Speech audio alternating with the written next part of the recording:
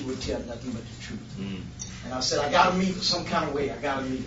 And my good friend found her for me. And I was so thankful.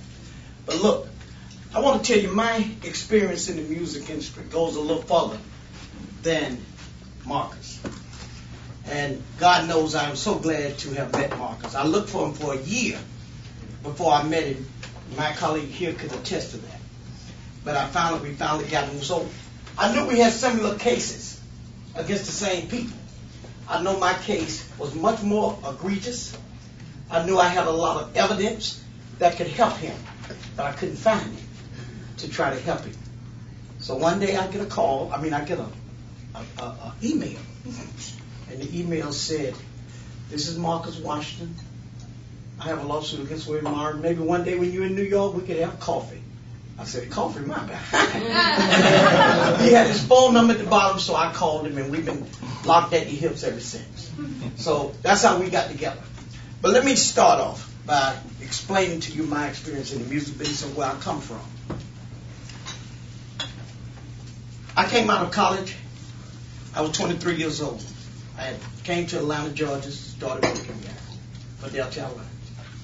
I fell in love with a group called the Spinners. A lot of you may remember, you may remember that group. I'm falling in love with your baby. So what happened? So let me tell you. So what happened? What happened was this. I fell in love with this group called the Spinners. So I worked for Delta Airlines, and I was able to fly free. As you all know, we are able to fly free. So I asked a friend of mine that worked with me to please fly to Newark, New Jersey to see the Spinners, because I had been waiting on them in Atlanta, Georgia, and it wasn't coming to Atlanta for some reason. And I said, look, fly up there with me to see the Spinners, please. So we flew to Newark, New Jersey to see the Spinners. It was playing at a theater called Symphony Hall on Broadway, New Jersey. So we got up there that Saturday, and I'm going to make this short so I can move on to the more important things, but I want to give you a synopsis of how it started. So we flew up there to see them that day. I told him it was about 12 o'clock. I said, let's go downtown so we can get our tickets. Now we'll have to stand in line tonight. So we went downtown to get our tickets, and the line was 2 blocks long. So I was standing in line, and I said, doggone. It's 12:30 in the evening. Show is not till 8 o'clock. And tickets at that time was $7. I'll never forget it. That was a lot of money. Down south, our tickets wasn't but $5. But you know, up north, like it is now, tickets are a lot higher. I started to go back home about those $2. But I said, look, we don't flew up here, let's go ahead and get it. So while the line was moving forward, I mumbled to myself, I wonder who's making all of these $7. And some guy that I never seen since heard me mumble to myself that question. And he said, the promoter make these $7. I said, at that time, that's my job. That's what I'm going to be. I don't know what it entails. What do you do? I said, but that's me. So I went back home. I started pursuing it. I'm from a small town in Georgia called by the name of Columbus, Georgia. Have no musical ties. We have no one there that I could even receive any information from. But I knew this was something that was meant for me. And I knew that I wanted to do it. But at the time when I started doing it, I didn't know how it worked. So what I did was I started going to concerts, just looking, seeing what they was doing backstage, trying to get an idea of what goes on. I would stand by the office and watch the promoter come in and out to see what his job was. And I said, well, that's what I'm going to be. But I found out it took money. And I had none. Not a penny. I didn't come from rich people. I come from poor people.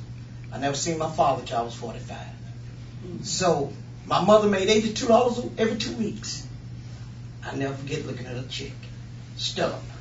I thought that was a lot of money. So I had found the one thing that I wanted to do in life. more than I wanted to do anything, but I couldn't do it because I needed some money. I thought that you call an artist. He come to town and play and y'all split the money. I didn't know you had to send him some money first. And you had to pay for advertising, you had to pay for a building deposit, you had to pay for insurance, you had to pay for catering. I didn't know that. So I knew my dream was dead. But you know what I was taught to do? I was taught to get on my knees and pray. So I did that.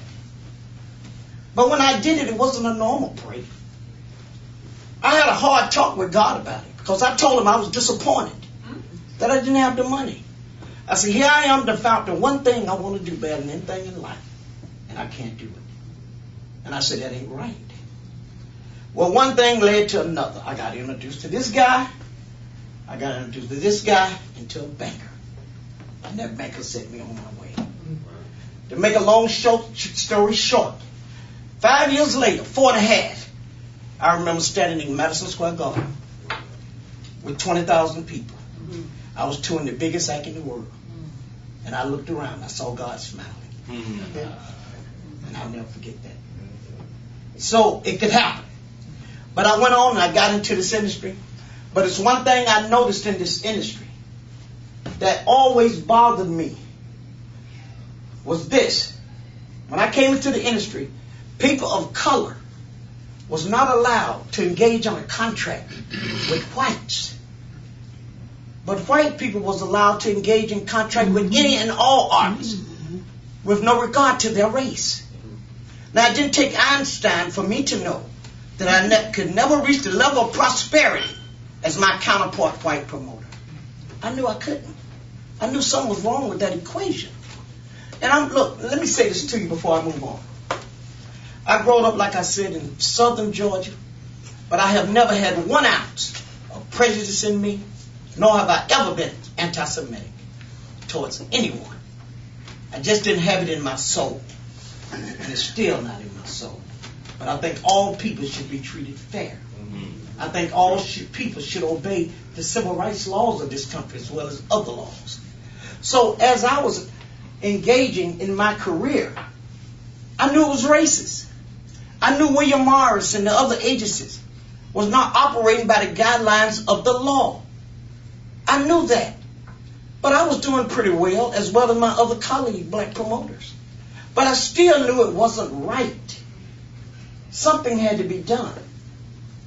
In 1996, I became president of the Black Promoters Association. I was voted president. At that time, they began to take the artists away from black promoters. Artists that we have raised from the time they have begun. Now, let me say this. One of the hidden rules in the concert business is, if you start off promoting an act that's beginning, these agencies allow you to stay with that act, and they give you loyalty, especially when you're white. But when the artist is black, and they become what you call a crossover artist, they take them away from us. When they are profitable, and they take them and give them to the white promoters. Now, that may not sound like it's doing much wrong to you, but let me explain to you what it do wrong to our community. The black promoter serves as a financial bridge for that concert dollar that you stick through that hole and say, give me 2 tickets, to return to our community. Just like the white promoters, when he go sell a ticket to the Rolling Stones, that money returns to that community. You know how? Because it enables me to hire black limousine companies that don't work for the white promoters, black catering companies that don't work for the white promoters, black production people that depend on me for their livelihood and to support their families. That's what it enables me to do. So when they put me out of business, you know what it is? It's a snowball effect. It put a lot of people out of business. Not only the ones in my office, but it put a whole lot of people out of business, as it have done today. Now today, as we sit here now, all black promoters in America are extinct. They have put them all out of business. They put them all out of business. So let me go back. In 1996, when I became president of the Black Promoters Association, I wrote letter after letter after letter to these agencies asking for a meeting. One main agency that I wrote quite often was the agency he worked for, the William Morris Agency. They didn't even want to discuss it with me because it was too profitable what they was doing. They didn't care about what they was doing to our community.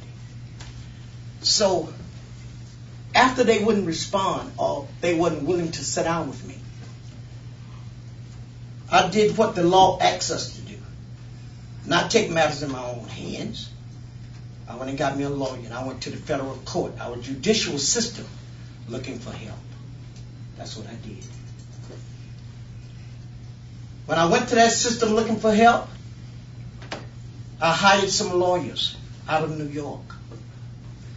They told me I had a very good case against the entire industry.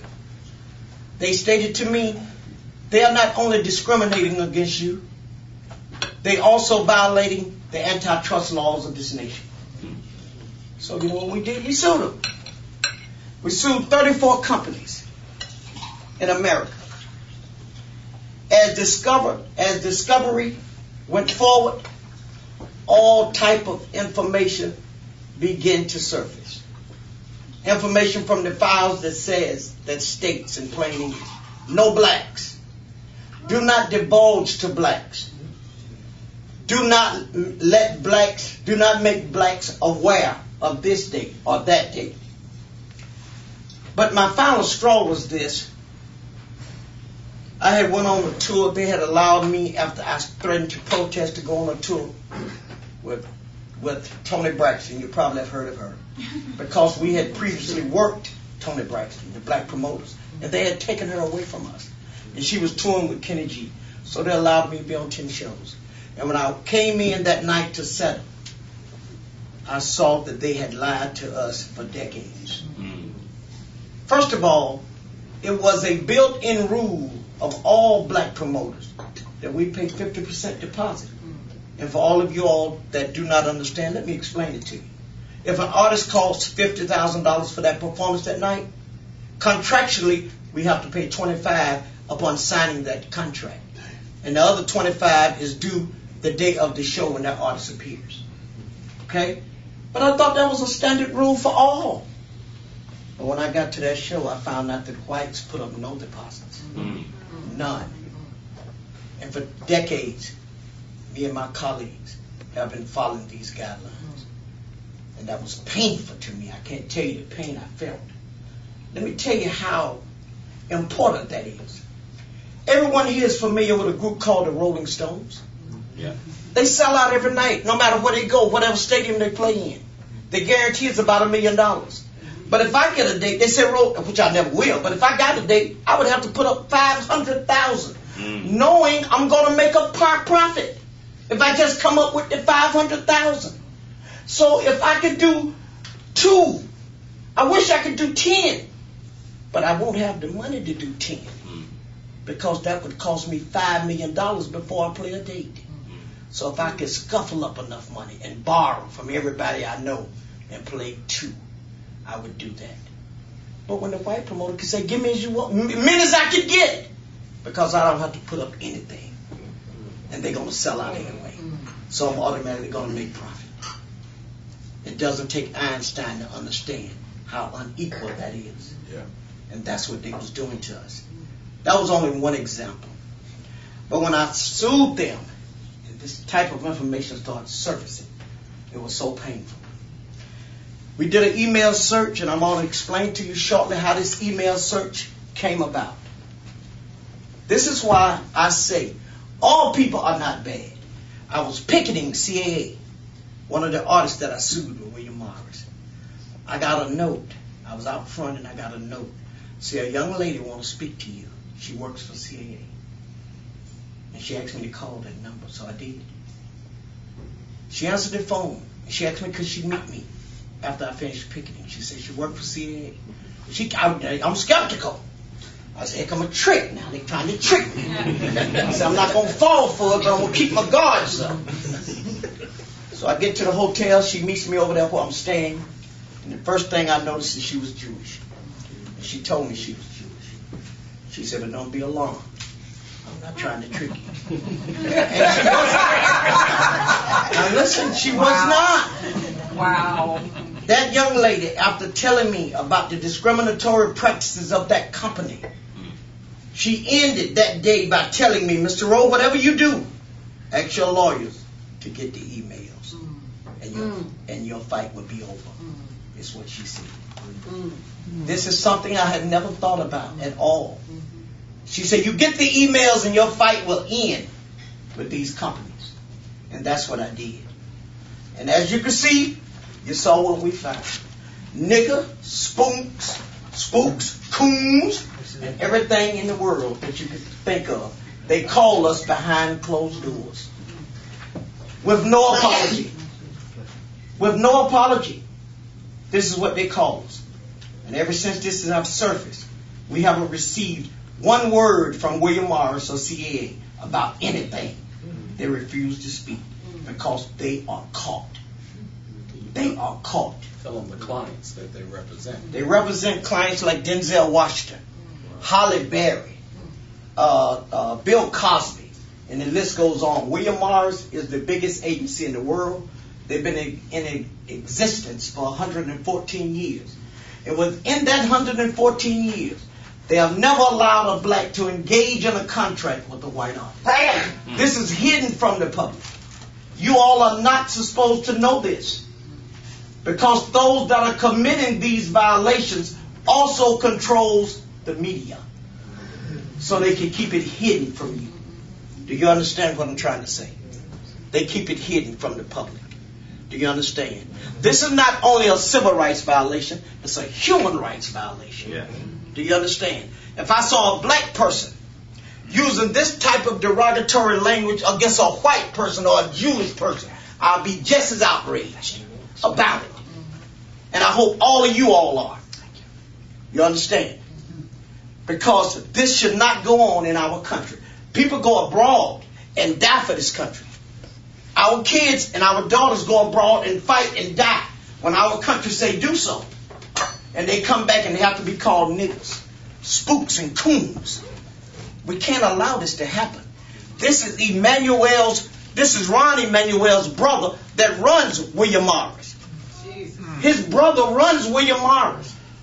And I hope everyone here get up and let him know what is going on in his company.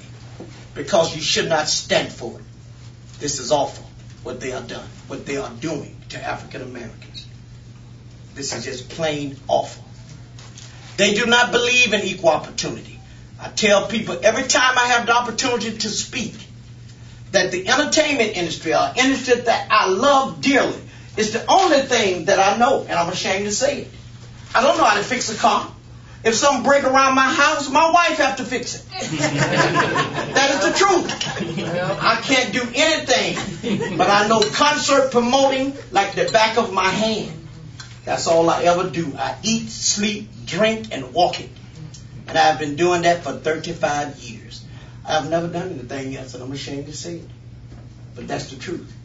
And they have taken my profession away, as well as all other black promoters. So I am so thankful to people like Cynthia McKinney, to people like John, the McCLENDON group, and all of you all that come here today to listen to our stories, because our stories are worth listening to. This is a total disaster and is an embarrassment to our country, the country that we love and the country that we live in. It's embarrassing, but they had it. Can you all remember when Mel Gibson said the words that the Jewish people was caused wars? It's nothing like nigger 349 times. But the same people ran him out of business as the people that said this. Right. But they never thought we'll find it. But we got it. But what happened when we got this and this surfaced? You know what they did? And I was always afraid of this. And let me say this in closing, what happened, so I can sum up here. When this surfaced from the emails, my attorneys told me, who was Jewish, by the way, they said, didn't nothing come back in email? Sorry, we spent $200,000 of your money for nothing. I said, I'm a dog. Nothing? Didn't find nothing. But you know what I was always afraid of? I knew that my case is a case that the defendant stood to lose hundreds of millions of dollars because of the type of case it was.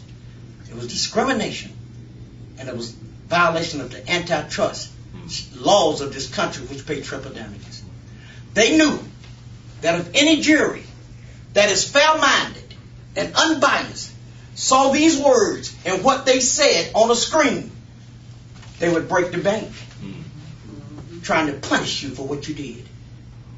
So you know what they did? They colluded with my attorneys and the judge in this case. But I always knew, I was afraid of this case for one reason. Because I knew these companies was billion-dollar companies. And I knew they'll pay any amount of money to get out of this trouble to anyone except good old me. They didn't want to pay me. They'll pay anybody else. Money was not a problem. But they would pay anybody else for me. I was always afraid of that. So all of a sudden, my attorneys, they hid this from me. But you know what happened? God moved again. I show up in New York for a meeting, and my attorney forgot and left it on his desk. I looked down, I saw it. I said, sir, what is this? He said, you're not supposed to see that. I said, why? It had my name at the top. So that's how we was able to get this. That's how we was able to get it. If it wasn't for that, I never would have seen it, and I never would have knew that it existed.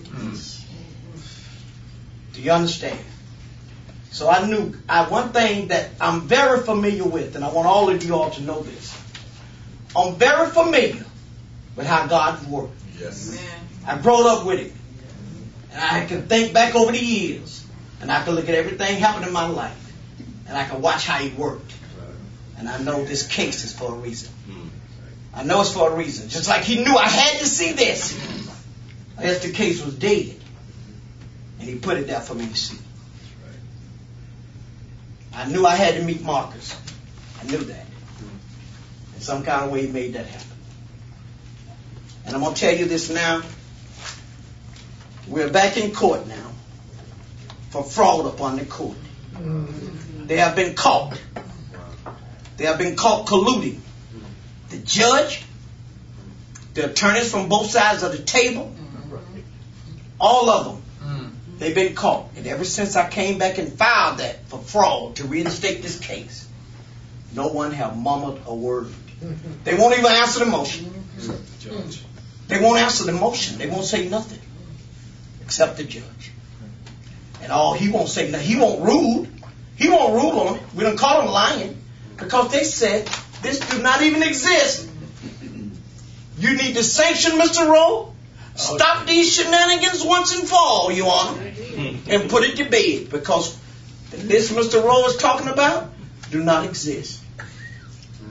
I called Marcus. I said, go down there and get out of the file. Marcus called me back late that afternoon and said, I got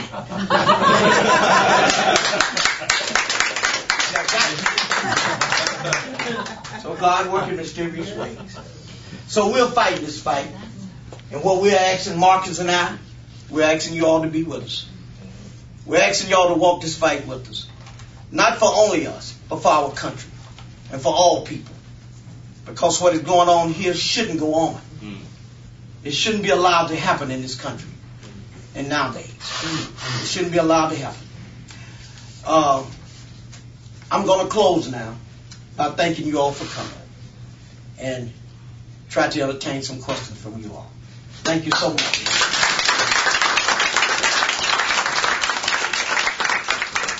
Yeah, that's great. Thank you very much. Thank you. I might say I've had some experience with the courts. Matter of fact, it resonated in some few of the things you said about sanctioning. Right. Always sanction you for something. Yes, sir. So I went into court because I'm a plain, I don't like to be, obtrusive in a courtroom or something. So I got up and they sanctioned me for the attorney's fees for the other side. Yes. Been sanctioned twice.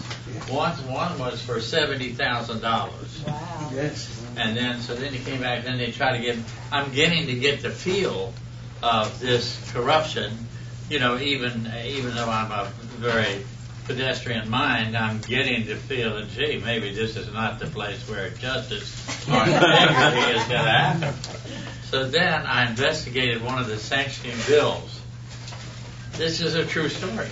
I investigated the bill, and I found out that the sanctions from the lawyer, from the other lawyer that was ordered to be paid, and by the way, his wife was, the other lawyer's wife, was being paid $15,000 a month by the apartheid government of South Africa. Wow. So you can imagine, see, he's colluding with that too to get the money. So then I found out that the sanctions that his law work was actually for another case, wasn't even for my case. So when now I'm getting a little wiser about the corruption of the courts. So I show up for this other sanction. I'm sitting there, I tell my lawyer, I said, well, please file a motion to tell them that this lawyer's bill is completely fraudulent. I've investigated it, and I found out that it doesn't even do with this case. So then he filed it. So then I showed up in court, all rise, all the tapestries of integrity. And I sit there. So then the judge sits down and says, with regard to the motion for Mr. Hurley, that motion is denied.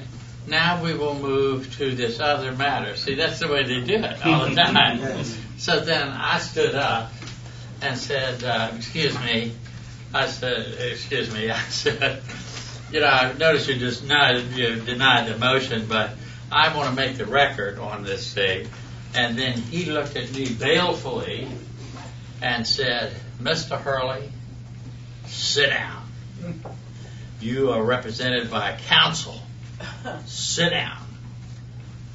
And I said, well, when you find counsel, $30,000 or $70,000, you probably could tell him to sit down, and he will probably do it.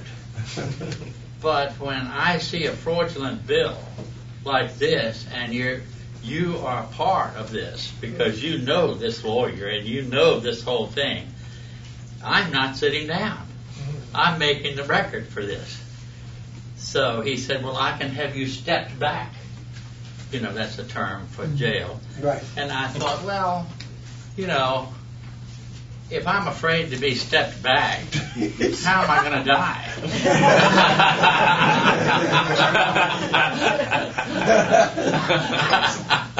So anyway, he decided to put me in jail temporarily. So I met a better class of people in jail than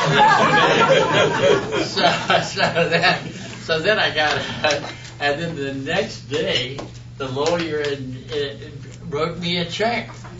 And then they said it was a mistake, and then they never took it up again. I mean, that's a part of just keep on rolling, you know. The thing is, we have total corruption in our court system. It's total. It's endemic. It's a part of the whole system. I mean, this is one of. As a matter of fact, if you just hand me that book, this book was just published, the Oklahoma City bombing, and I was just explaining to Cynthia. I came here a couple of weeks ago. I went through the whole thing, and it has things about FBI 302s. 302s are supposed to be when you have your discussion with an FBI agent. He's supposed to make a recording for 302. But I had all kinds of conversations with the FBI, Washington field office here, the South Carolina field office, all kinds of conversations. But when my lawyer starts to inquire about 302, no 302s. They're not 302s. We don't have those anymore. Oh, we didn't say we ever had them at all.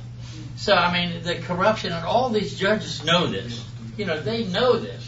And if you go through this whole business and you see all the connections that are all marked, I put in this book. This just in the last week it came out. You can see that the Justice Department is all a part of this. The judicial system is all a part of this.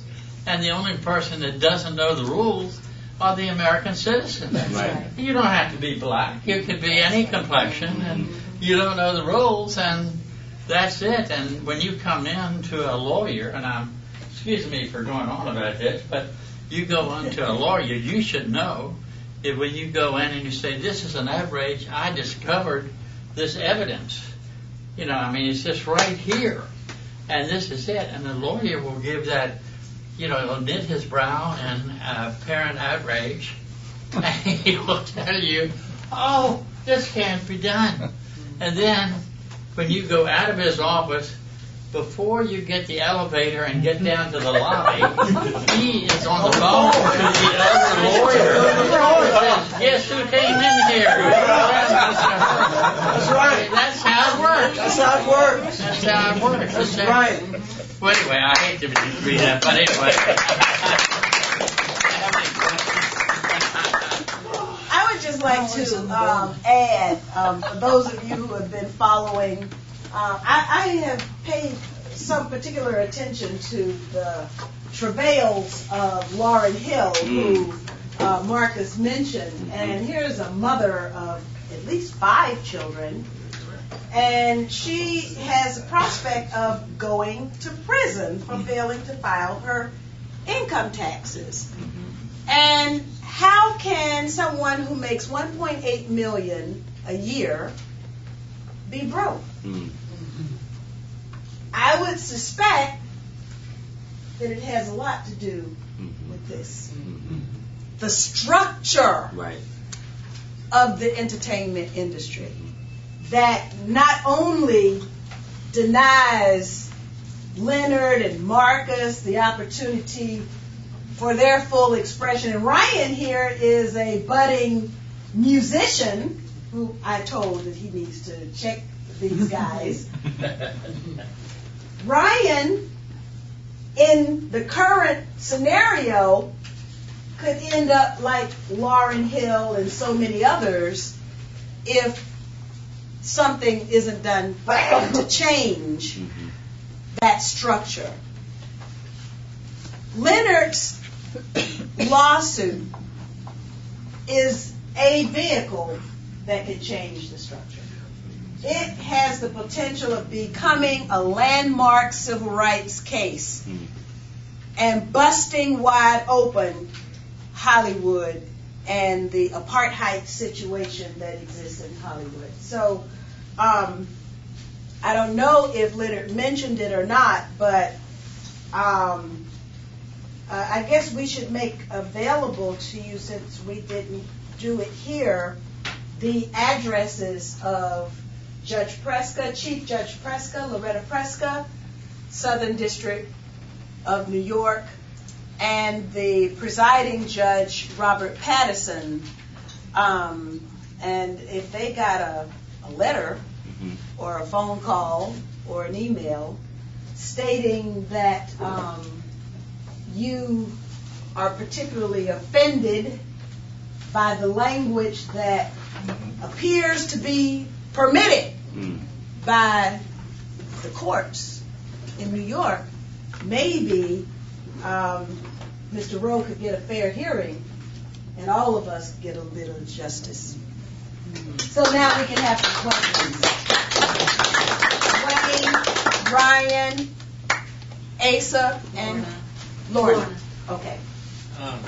Well, my question is not on music, but Randy Quaid, the actor, was basically pilloried, and he was called nuts and everything else when he accused Hollywood. And I noticed in your book on Michael Jackson, he said that there were people who were going around killing celebrities, and that their attorneys, their agents, their bankers, and I'm leaving somebody out of that equation, I know, were conspiring to grab their royalties.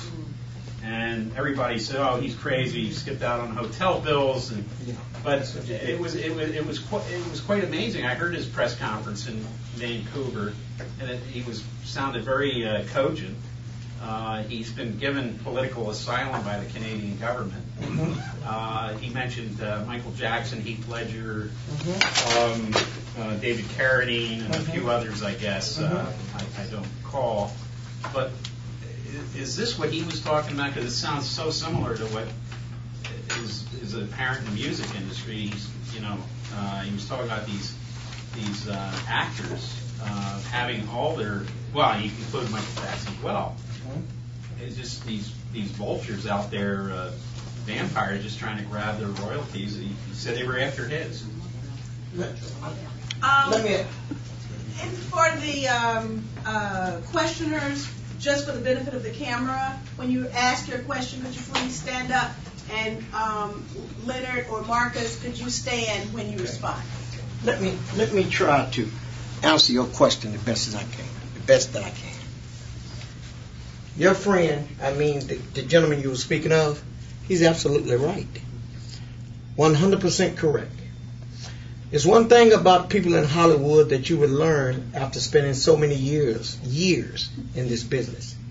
They have no compassion or sensitivity. I could never understand that because I grew up with people that was born with that. Let me go into Michael Jackson here. I've been knowing Michael since 1979. We became very close in 1979. And we kept that relationship going. In January of 2009, Michael was preparing to go to London for the series of shows that all of us know about. I received a phone call about 8 o'clock one night. And Michael said, I heard him when I answered the phone, he was laughing. I know that laugh. I've been hearing it for years. And he said, Leonard Rowe. I said, Mike. And he said, how you doing? I said, I'm good. He said, I need you to come out here to California. He said, I need to see you. He said, you know I'm preparing for this London run, and I need you to come out here and help me and watch over my finances as well as my business. So I told him I'd be out there tomorrow. I jumped on the plane. I went to California. That's where I stayed up until he died. I want all of you to read that book because every word in that book is nothing. There's not one word in there that I heard. There's not one word in that book that somebody told me. Everything in that book I know for a fact, or else I wouldn't put it in there. There's a lot of things people told me, but I wouldn't write it. I only wrote what I know to be factual. Michael Jackson was murdered. And don't you believe otherwise. The will that they presented to the court is a fake. Michael Jackson was here in New York on the day they put down that he signed it in California. But they control the court system in L.A. and nobody can ask questions. It's awful what they're doing. Michael Jackson worked his entire life entertaining this entire world. All of us never had a childhood, working hard.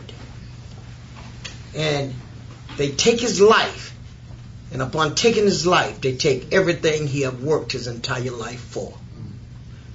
Michael Jackson's children, his mother, nor his father control his assets. It's the people that run Hollywood. And what they knew is this, and I want you to understand this. Owning the rights to Michael Jackson's name and brand enable you to make money all over the world for years and years past your death. It'll never stop. It's like having oil wells that keep pumping oil. And they knew that. But the only way they could put their hands on that money was Michael Jackson had to die, or else they couldn't get it. Michael told me on numerous occasions, he said, Ro, they'll kill me for my publishing. I thought he was off his rocker. I said, they ain't gonna go that far, but he was right. Michael was a smart businessman in his early years. He owned half of Sony Music. Mm-hmm. He bought half. He owned the Beatles catalog. That's right. He owned Elvis Presley catalog. Mm-hmm. He owned music that they never would allow a black person to own in the music industry. And they had to have it back. Mm-hmm. At any cost, they wanted it back. And this is what they had to do. They know I know it because I was there with him. That's why they hate for me to speak publicly. Whenever I was coming on any television program, when I get there, I got to Good Morning America. They pick me up at the airport. They say our phone been ringing all night, threatening us to keep you off of this show. And let me tell you about the people that run Hollywood. Always remember this. Their methods never change. They do the same thing over and over. If they don't like you, they talk about you stole Girl Scout cookies when you were 5. If you say anything about the music business that you suspect, well, you know what this guy did when he was 6 years old? He jaywalked. Who care about that? But they use their media to blackball you in any kind of way possible. Anytime you speak out or tell the truth about what they are doing, they don't like you anymore. And the way they rip off artists is something I have tried to explain to artists for years. And I'm going back to this because somebody spoke about Lauryn Hill. Let me explain how they do it. It's very simple. But our artists cannot understand how they do it. You take Sammy Davis Jr. He performed for that industry for 60 years. From the time he was 7 or 8 years old. And he died broke. And when he died broke, they wouldn't give his wife a penny. They do not have compassion or sensitivity. Jackie Wilson was the same way, one of the greatest entertainers ever lived. I know that's right. He went for years without a headstone. If you made money from me, I'm going to make sure you have a headstone, and every person you love, I'm going to make sure they got whatever they need as long as I'm living. They don't have that type of compassion. You understand? So let me explain how they do it. Let's say, for an example, you go into a record company, like this gentleman here is talking about becoming an artist.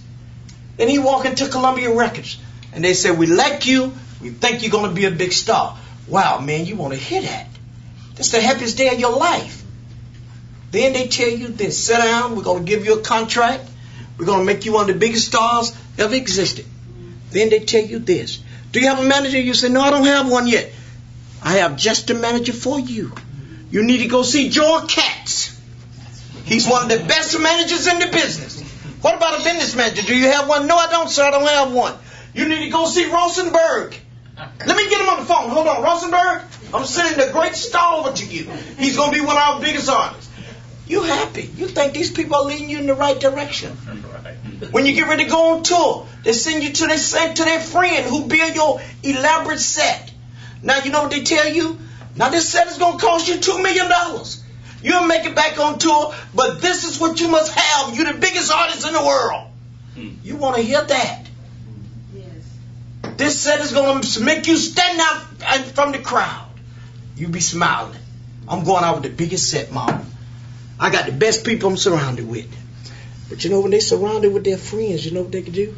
That set that costs $2 million for you, it really costs $200,000. And his friends will give them a bill and you a bill to say $2 million. And swear by it. You can never catch it. You can never catch it. That manager will do the same thing. They all lead you astray. When you come off tour, you owe them money. That's what happened to Rihanna. You owe them money. You're broke. That's what happened to Rihanna. And you know what? They don't have no compassion or sensitivity towards you. Knowing they done robbed you and took everything you own. They don't care. That's the way that industry works. Now, if you say, listen, I don't want you to choose my manager. I don't want you to choose my accountant. I'm going to choose my own production company. I'm going to do my own hiring. You're a bad guy. You don't follow protocol. Difficult. You're difficult. That's the way that industry works. If they can't rip you off, you're a bad person. Now let me say this to you about what I have explained to people. If I have to allow you to steal from me to be my friend, you're not a friend that I need. And people need to remember that. You're not a friend that I need. And when I talk to artists that are coming into this business or planning to come into this business, I try to explain to them the pitfalls of this industry because I have seen every one of them. They hate for me to be with any artist. If you call up New York and say Prince is at Leonard Rose house, they have a fit. Because they know when they walk out of there, they word ain't no more good. And that's the truth because I'm going to tell them the truth. And I'm going to tell him what to watch for and what they going to do to you and how they going to do it. I'm going to tell them all that. Because I've seen it. After 37 years, if I didn't know it, something would be wrong with me. I need to find something else to do. And it's not that I'm, like I tell people, it's not that I'm just a bright guy. It's not that.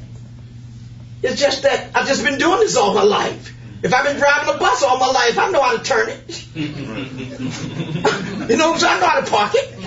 I know how to do all that after 37 years. You understand? But so, I tell people this too, and I'm going to tell you, son. In the music industry, it's just like any other industry. And always remember this. When you see a great person in life, no matter what he's great in, he's just normal people like you and I. But it's one thing that he have, an extraordinary amount of determination and dedication. And that's what made him great. He just wouldn't quit at what he was pursuing. And that's all you have to do. You cannot work at something very hard and don't be good at it. It's impossible. I learned that from being with Michael from a young boy. When I was 23, I was 28 when I got with him. I would come over his house at 6 o'clock in the morning. He'd be soaking wet rehearsing. He'd take a nap at noon, and he'd come back that evening, and he'd go back at it. And people wondered why he was the greatest entertainer in the world. It just didn't happen. He worked at it. He was determined to be the greatest. And he used to say something to me all the time. I never worry about money. I know if I be the greatest entertainer, I have all the money I can spend. I said, you're 100% correct. And that's what he became. So you remember that. But that is the way, to answer your question, that is the way they steal your money. Thank you so much. Who was next? Just, okay. And I don't know. 2, and who was 3? Somebody down here. You were 3. Lorna, I was 4. Asa 3, Lorna 4. Okay. Good evening, everybody. How you doing today? My name is Ryan Smith. I introduced myself as Jonathan. Don't worry about it. My question is for both of you all. I studied Prince, Jimi Hendrix, and I've read a lot of books about like Charlie Parker. So why is it that these artists, do they know what's going on? And if they do know what's going on, they're not doing anything about it. I mean, I know that Prince in the last, 10, 20 years, he's been doing his own publishing, his own management. And so he was talking about that on the Thomas Smiley show about 360 deals. And so I'm very aware of that, especially working with artists that I know. But the problem is that how can you educate not just artists, but I think that people in general that are in the entertainment industry should actually look deeper into this. So because everyone's getting messed over at some corner. But is there consensus among other artists that you talk to, both of you all, like how can they come together? Because I don't feel that a Jay-Z should be doing all this work, but then, when it comes time to talking about what's really going on, then he wants to shy away from that. I think that they should all be involved too. It shouldn't be just you two. It should be powerful players, What's going on with that, and how can we actually work to have these individuals that I respect, I listen to. I'm a big Pharrell head. I've studied him for many years, but I don't see anybody talking about it except for Michael, who's no longer with us, and Prince, who they have kind of like shushed away a little bit. And all my other idols, Jimi Hendrix was killed because of what he was trying to do. That's right. And so I just continue to see the greats pass away. John Coltrane. I mean, these guys weren't signing deals. Charlie Parker was the first one to really sign a big deal, and then he was killed because he wouldn't want to do the record label. Well, he wouldn't give them what they wanted. And so how can we continue, how can we stop this genocide in a sense of the great, I guess, creators or, innovators of music, what I'm saying? Like, I have a lot of questions in one, but I'm hoping you can grab and answer some of the questions. But I just see that as a pattern. It's kind of like a slave mentality. Those who rise up are killed. Yeah. But thank you. That's a good question you just had. And let me tell you, first of all, you're right about what's happening. Okay? And the artists that you named, about what was happening to them. Prince, Michael, you said, and all of them. I think all of them was African American, wasn't it? Yes, sir. Okay, that should tell you something. All of them are African American. All right, Yes, sir. because they feel that it's okay to mistreat us. Okay, and when one of us will not allow it, you don't hear much of Prince anymore, do you? You don't hear his music being played. Okay. That's what they do. You know, did anybody ever pick this up? Before Michael Jackson passed, every time you heard him speak of Michael, he was Wacko Jacko. Y'all remember that? That's right. That's right. But when they killed him, and they are receiving all of the wealth from Michael Jackson, he's back to King of Pop. Have you ever noticed that? Mm-hmm. Yeah. That's the way they work. Now, to answer your question, what do we do about it? We'll never be able to do anything about it until one thing occurs. All of us get together and demand that it stop. All of us. It'll never work with 3 of us. It'll never work with 4 of us. All of us have to get together and demand that this mistreatment of us stop. Go ahead.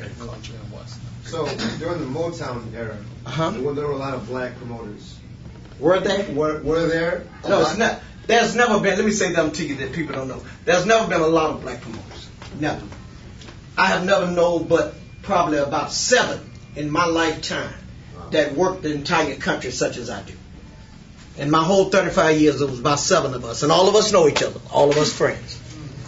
That's it. It's just not a lot of people to do this type of work. It's a very difficult job. It's a very difficult job. And once you learn it, though, it is very valuable. Simply because a lot of people can't do it. It entails you being familiar with every city in America. I know what night to play Savannah. I know what night to play Seattle, Washington. I know what night to play San Diego. I know all the DJs in these cities. Some nights you can't play on a Thursday night. And you have to know what city to play depending on the income of that city. You don't go to an army-based city on the 28th of the month. That's right. Because they don't have money. That's right. But you have to learn things like that. And you have to learn it for the entire nation. And so it's a tough job. Thank you, sir.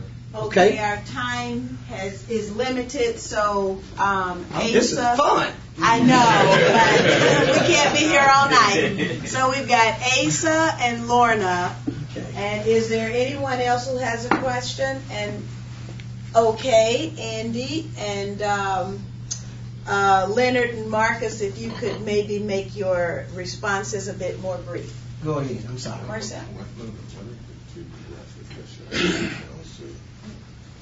Oh, yeah. Excellent.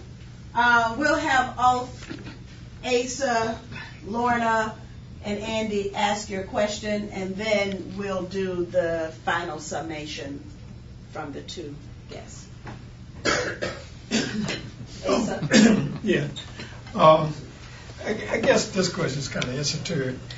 I remember groups like, I wasn't that much into rap, but like Arrested Development had very, a message to their music. Then you had those rappers that don't have a message. Now, to what extent do these people who control, they say, we don't want Arrested Development who's going to educate the public. We want this group that's going to keep them ignorant. And they give them, they promote those like groups. Lil Wayne. And then they will and then they will, make sure that the message entertainers die out. And then finally, this is probably superfluous, but why is this not one of the workshops that's going to be on the next Black Caucus in September? Nice. I would love to be, and I know Marcus would too. I would love to speak it. Well, at least make an appeal to them and say, look, we need a workshop on what is happening in the entertainment industry, and I'd like to know what their response would be. Okay. I'll bring Cynthia to do that for me. Yeah, Asa's trying to incite something. Right, I'm trying to get educated. My question is pretty much the same thing. I really love music. Stand up, Lorna. My question is pretty much, is the same as his, is I really love music, and I really love Motown, and a lot of I love the message of love that used to come across the radio. And now when I listen on the radio, it's, I'll forget your face, and I just want to drink myself into oblivion, and, screw everyone kind of thing. And for what I was saying, like when I see this list of just horrible words, it is like the only artists that are being promoted are the types of people who would put forth that sort of message. And it's not only in the black music, it's in the white. When I go to like rock music too, it's the same sort of thing. In fact, my friends and I talk like, gosh, like where is anyone talking about love and anything anymore? It's always about pain, and I'm so pissed off, and I want some drugs. And if you know this, it really is. And as I said, I listen to all sorts of music, and so that was my question was based upon his. Is don't you think it has some? I feel like it's really they're promoting that. It's all over across the board negative. Go ahead. Okay, Andy.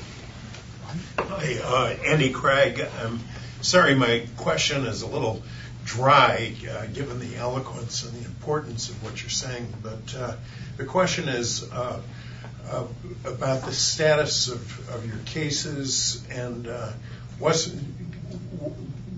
what exactly are they doing with these words, and are they contesting it? And finally, did you have to switch attorneys?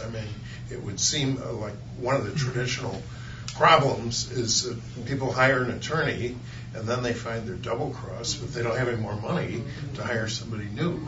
So how have you tried to resolve those issues? And finally, is there a good article that's been written about your case that you can recommend? I see the CNN one is here. Is there another one that's at all? Yes, there's one on today on the Huffington Post. Okay. If you look at the Huffington Post, you'll see one there today. Came out today. Let me try to. Do you want to take this? Well, let me try to answer your question. I think one of your questions was about attorneys. Do we have our attorney now? No, Marcus and I both have decided to handle our cases pro se, because we have found that attorneys double cross us. Because what happened in cases such as ours, William Morris comes in the door and they are capable of meeting our attorneys and presenting them with a check that is life-altering. That's right. And you understand, it's that type of corruption. That's right. Let me say this. Take my case for an example. A jury could easily, I might say, force me, William Morris, to pay me $100, $200 million when they see this. Because this is impunity damages alone. They could be so outraged about it till they try to make sure this never happen again. Especially with the crimes they have committed trying to conceal it. So you know what they'll do if I get a lawyer? They'll go over there and slide in a check on the table for $10 million. That's right. $10 million. First of all, that check do a couple of things. It keeps this from ever surfacing to the public in a court of law. That's right. And that attorney have the ability to dispose of my case. You understand? Because the first thing you do is when I ask him why he's not doing this or why he's not doing that, he provokes an argument. Now look, well, get your new attorney if you're not satisfied with me. Just get your new one. I done seen that, and I know you have too. Because you ask certain questions that you have a right to ask, being a client. But he's got that $10 million check that you don't know nothing about. That's right. So they are able to do that. But when you're pro se and at the stages where we are, it's best for us to handle our case. Our cases is done. Now to answer your next question about what are they doing. Since this has surfaced in my case and Marcus's, believe it or not, we can't get a word out of no one. Judges included. Nobody will say a word. You know why? Because they're caught. It's simple. I couldn't say nothing. I'm a pretty good thinker. But if this came up against me after I said it didn't exist, I'll say, oh, hell. Lord have mercy, they done found it. So I done done a lot of things now. We done committed a huge crime. We have conspired with each other. That's violation of the RICO statute. We're going to lose our law license. It entails a whole lot of things. So we better not talk because it'll go on the record. Do you understand? We have exit courts. And this is something I would love, sir, because I know you're a writer to write about. A crime have been committed in federal court, just like this article says. When a crime is committed in our justice system, especially in a court of law, of any officer of the court that have knowledge of that crime, by law, is supposed to report it. Even if he's not involved, if he just have knowledge, he is supposed to report it. The judges and all of the attorneys on both sides knows about this crime, but they won't say nothing, not even the judge, because they're so corrupt. Because if they call, I have asked in my motion for them to call in the U.S. Attorney for the Southern District of New York and report this criminal activity. And they don't respond at all to that. Why? Because if that U.S. Attorney is called in, he called the FBI to investigate it, somebody's going to tell on all of them. And they're going to load the bus up. And the judge knows he's going to go too. And that's why. And that's why he won't do it. I know my time is running out, y'all, because I love this.